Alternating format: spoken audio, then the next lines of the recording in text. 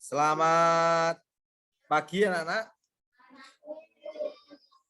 Gimana, masih semangat? Puasanya juga masih semangat? Ya, kalau masih kita lanjut pada subtema 3 pembelajaran ke 1 ya. Di situ berjudul apa subtema 3?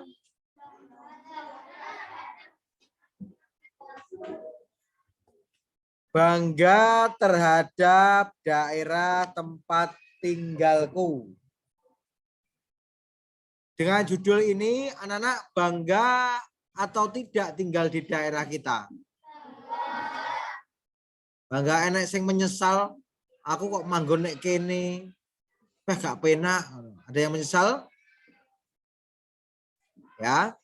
Dengan rasa bangga kita, caranya kita harus selalu tiap hari bersih-bersih daerah yang tempat kita tinggali itu. Siti dan Lani bermain sepeda di taman dekat tempat tinggal mereka.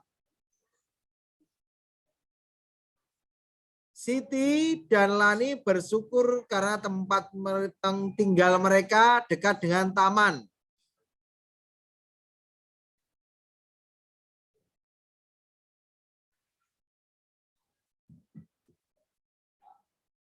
Mereka bangga dengan lingkungan taman. Taman bersih, terbebas dari sampah. Saat bermain sepeda, Siti membonceng Lani. Tiba-tiba ban sepeda Siti bocor. Lani pun turun dari boncengan sepeda. Mereka akan membawa sepeda ke bengkel. Siti menuntun sepeda dan Lani mendorong sepeda dari belakang. Sepeda pun bisa bergerak maju, itulah contoh hubungan gaya dan gerak benda. Bagaimana contoh hubungan gaya dan benda yang lain? Mari kita simak.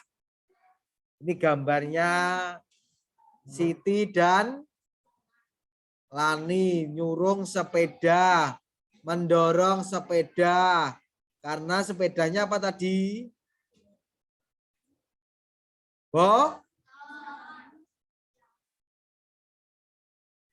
Siti dan Ali mencari bengkel sepeda untuk menambal ban sepeda.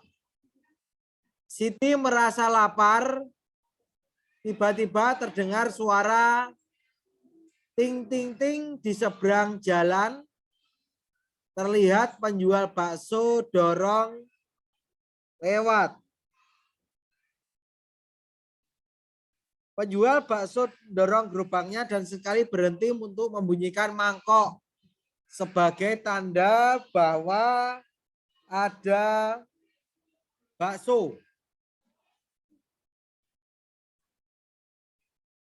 Siti dan Lani sepakat untuk makan bakso dahulu. Mereka memanggil penjual bakso.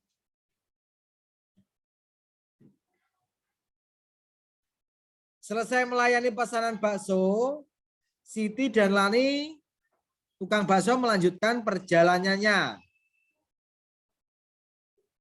Siti dan Lani memperhatikan gerobak bergerak maju karena dorongan tukang bakso. Begitu juga dengan sepeda. Sepeda bergerak maju karena dituntun, didorong, dan dikayuh. Dikayuh itu diapakan?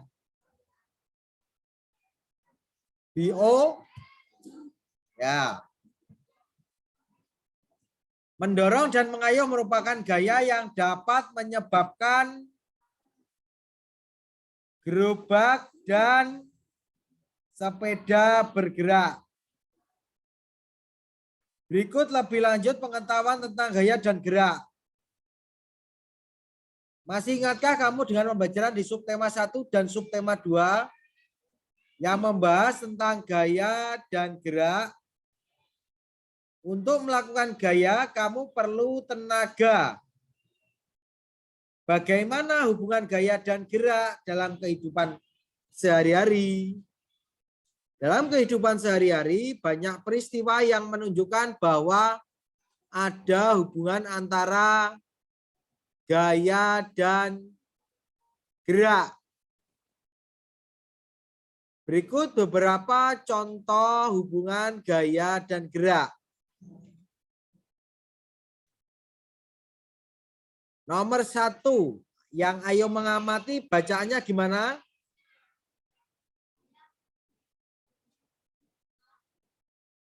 Apa anak-anak?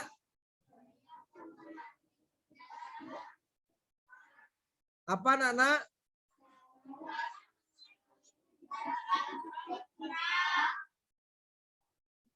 Contohnya apa itu? Gaya di atas menunjukkan peristiwa pintu terbuka dan pintu menutup.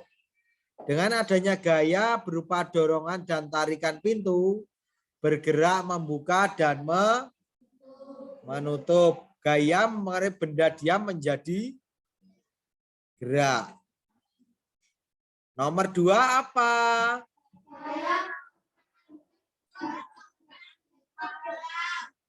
Gaya mempengaruhi benda bergerak menjadi diam. Gaya di atas menunjukkan peristiwa bus dari melaju kemudian berhenti. Pada peristiwa itu Pak sopir melakukan gaya dengan menginjak rem bus. Dengan gaya yang dilakukan Pak sopir bus menjadi lambat lalu berhenti. Gaya mempengaruhi benda bergerak menjadi diam. Selain ini contohnya apalagi saat kita ngapain? Apa? Saat kita naik kemudian kita mengerem.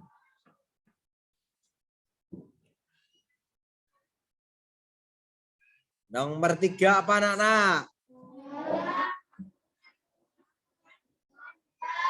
Gaya mempengaruhi gerak. Gaya mempengaruhi perubahan bentuk benda. Pada gambar itu apa gambarnya?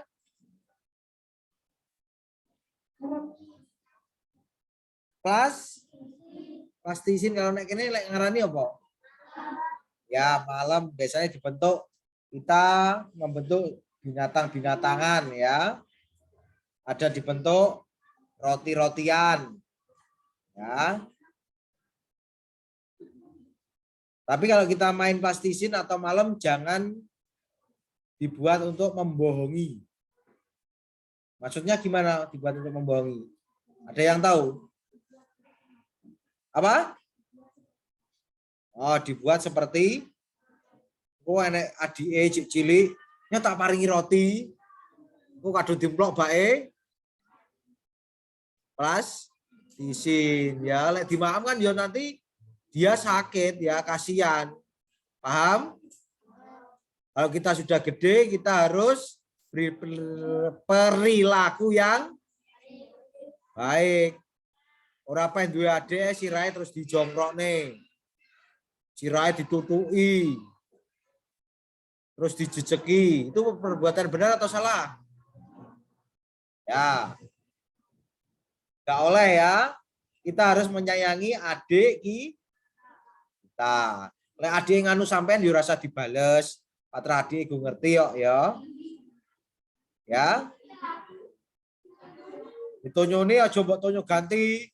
Kok ditonyoni mbok tonyo sirahe ganti. Ya. Berarti kalau kamu ganti mbok tonyo berarti kamu itu tidak benar ya. Ya, kembali lagi pada gaya mempengaruhi perubahan bentuk benda.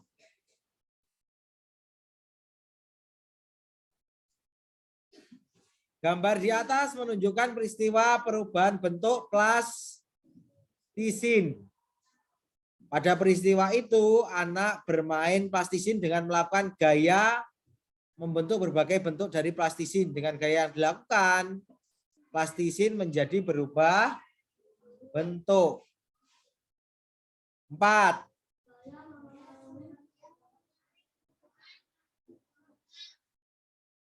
Gaya mempengaruhi perubahan arah gerak benda. Gambar berikut menunjukkan peristiwa perubahan arah gerak bola karena gaya yang dilakukan pada bola. Pada peristiwa itu bola dilambungkan ke atas sehingga bola bergerak ke atas. Kemudian bola dipukul ke depan sehingga bola bergerak ke arah depan. Ya. Selain itu contohnya apa lagi? Saat kita apa?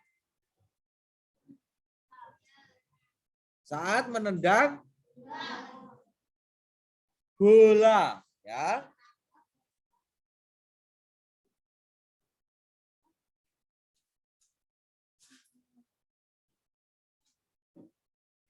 Ayo berdiskusi.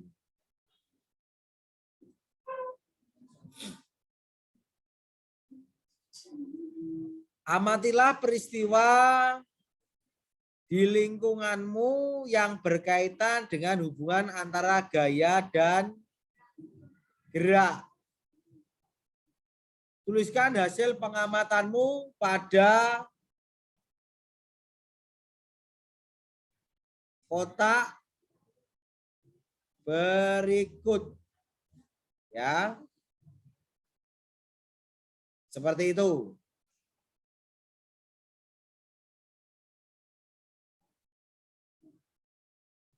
Ini laporan hasil pengamatan ditulis seperti itu. Nama, kelas, alamat, objek yang diamati atau peristiwa yang diamati. Hasil pengamatan berupa hubungan gaya dan gerak sesuai peristiwa apa. Misalnya, kamu objek peristiwa yang diamati saat menendang bola. Hasil pengamatan berupa hubungan gaya dan gerak suatu peristiwa, yaitu gaya mempengaruhi benda. Misal, gaya mempengaruhi perubahan arah gerak benda, seperti itu. Sampai sini tugas yang pertama, ada yang ditanyakan? Tidak ada?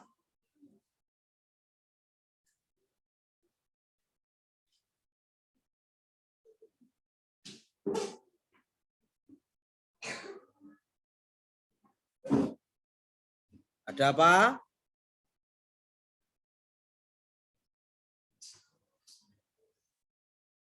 Siti dan Lani sampai di bengkel sepeda. Dilihat bukunya semuanya. Konsentrasi.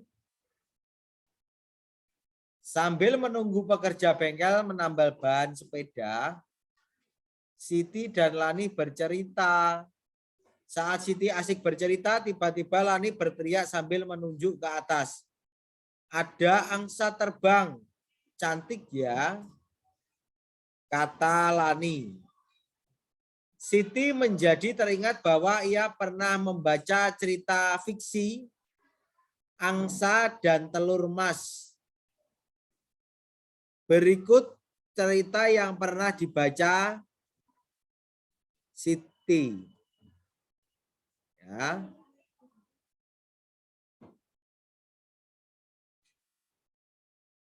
Ada yang pernah baca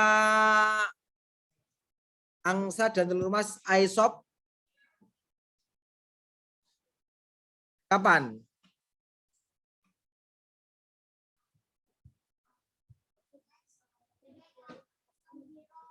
Bacanya di mana?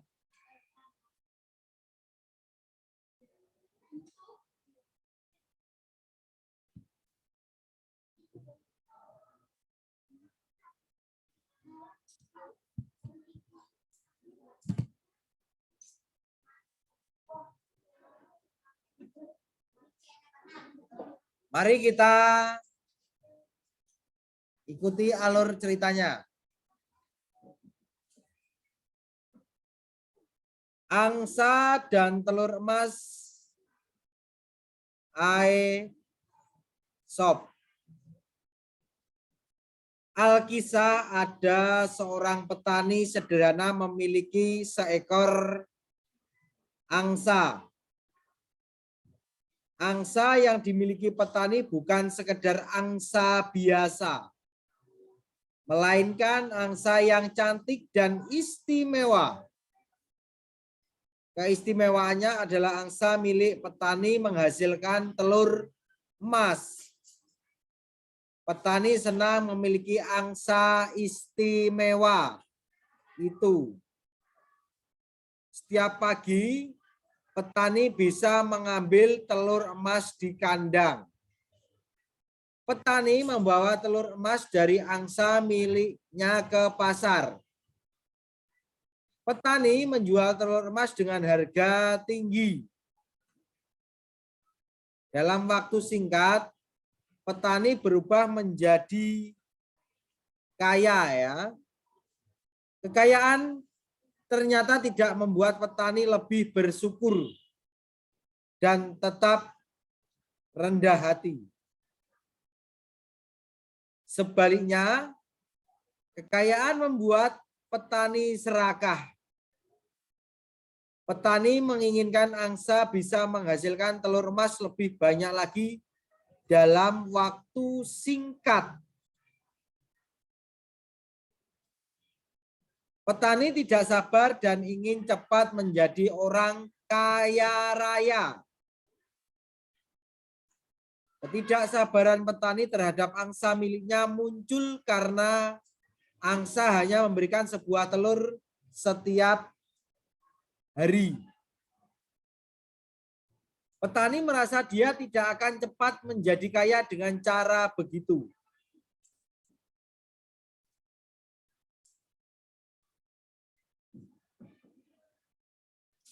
Setiap hari sepulang dari pasar, petani menghitung uangnya. Suatu hari, setelah menghitung uangnya, sebuah gagasan muncul di kepala petani. Petani berpikir bahwa ia akan mendapatkan semua telur emas dalam diri angsa sekaligus dengan cara memotong angsa. Gagasan petani pun dilaksanakan. Betapa kaget dan sedihnya petani ketika tidak menemukan satu telur pun dalam perut angsa. Angsa istimewanya terlanjur mati dipotong. Hanya penyesalan yang bisa petani rasakan saat ini. Keinginan petani menjadi kaya raya semakin jauh dari angan-angannya. Sumber http ceritakecil.com, cerita dan dongeng angsa dan telur emas. Dari cerita di atas kita dapat mengambil hikmah atau pembelajaran kita sebagai manusia harus mensyukuri yang sudah dimiliki. Jangan serakah hanya karena ingin cepat kaya. Sesungguhnya Tuhan sudah mengatur rezeki manusia.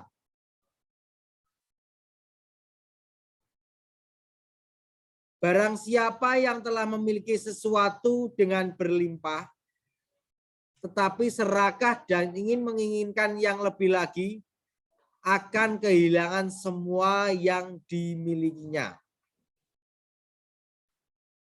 Ya.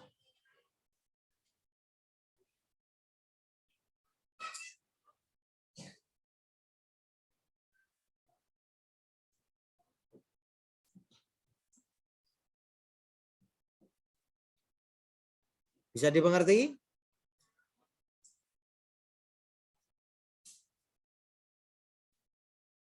Maria Helena ada. Hikmah dari cerita angsa dan telur emas apa, Maria Helena?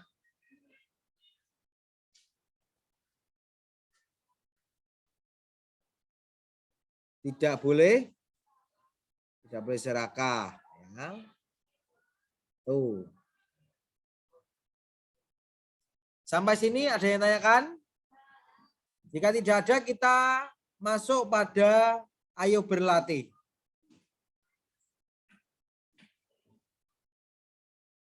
Berdasarkan bacaan cerita angsa dan telur emas di atas, jawablah pertanyaan-pertanyaan berikut. Apa inti dari teks cerita tersebut? Inti dari teks cerita angsa dan telur emas. 2. Siapakah tokoh utama dalam cerita tersebut?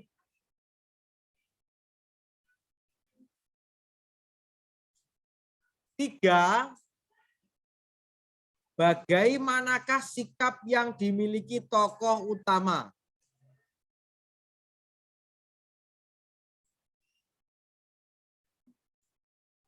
4. Bagaimanakah seharusnya sikap tokoh utama atas nikmat yang sudah ia peroleh?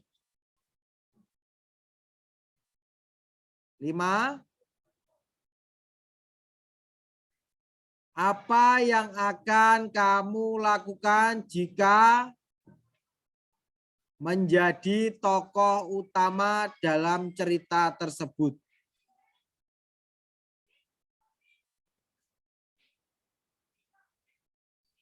Tentang pertanyaan-pertanyaan yang akan anak-anak kerjakan, mungkin ada sesuatu hal yang ingin ditanyakan? Bisa? Jika bisa, besok harus betul semua ya.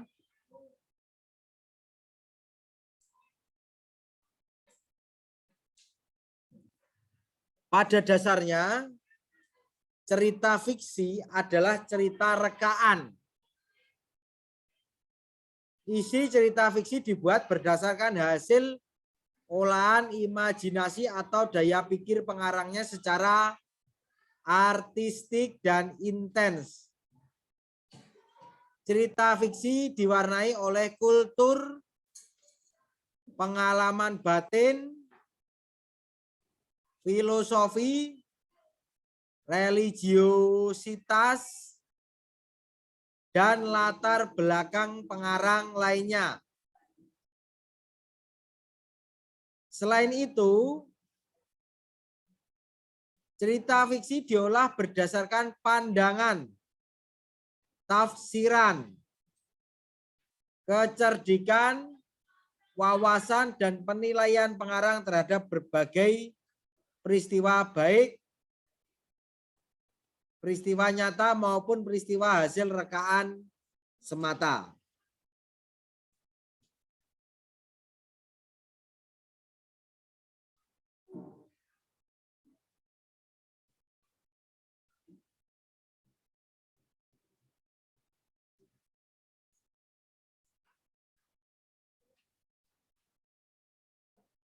Yang ayo berdiskusi itu tugasnya banyak cerita fiksi yang dapat kamu baca di perpustakaan sekolah atau di toko-toko buku.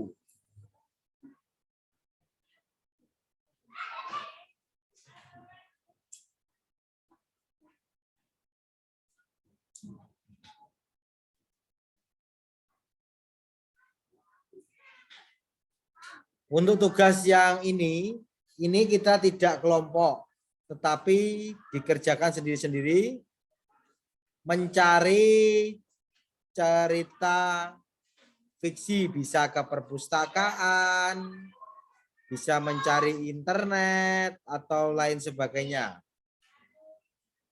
Contohnya ditulis, contoh judul cerita Angsa dan Telur Emas. Ya. Tokoh dalam cerita petani, sifat dalam tokoh cerita serakah. Cerita dari hasil diskusinya bagaimana itu. Ada 6 6 cerita yang harus kamu baca dan dikerjakan sesuai dengan contoh ini.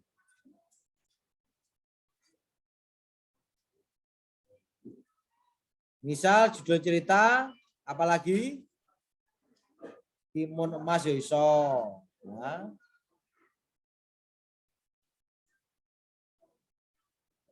Sudah, ada yang tanyakan? Kita lanjut. Ban sepeda Lani selesai ditambal. Siti dan Lani lega karena hari sudah sore. Siti dan Lani pulang. Siti mengayuh sepeda dan Lani membonceng di belakang. Siti mengayuh sepeda dengan santai, tidak tergesa-gesa ataupun lambat, sehingga laju sepeda Siti pun sedang.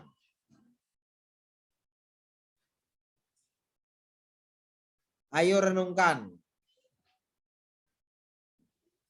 Kamu telah mempelajari hubungan gaya dan gerak. Apakah gaya dan gerak benda penting bagi kehidupanmu? Coba kamu renungkan dan beri alasan atas hasil renunganmu. Tuliskan hasil renungan beserta alasannya dalam bentuk kolom seperti berikut. Tuh. Kemudian yang terakhir,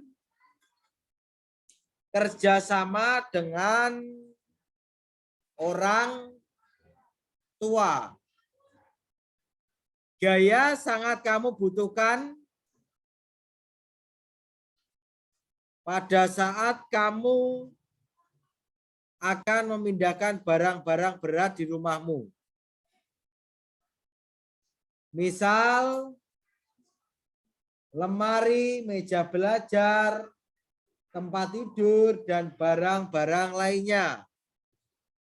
Gaya yang sangat kamu butuhkan pada saat akan memindahkan barang-barang berat di rumah, antara lain gerak otot, menarik, dan mendorong.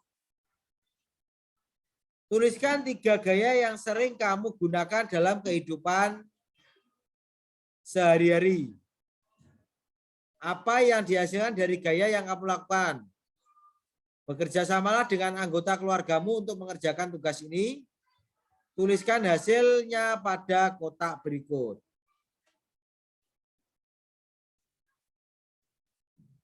Sampai sini mungkin ada yang tanyakan? Jika tidak, cepat dikerjakan ya. Cepat dikerjakan. Tidak usah dibiasakan ngobrol dengan temannya. Apa yang sudah kita ketahui dikerjakan. Biar tidak molor-molor nanti pekerjaannya sampai rumah. Ya, bisa dimengerti? Saatnya semangat untuk mengerjakan tugas-tugas.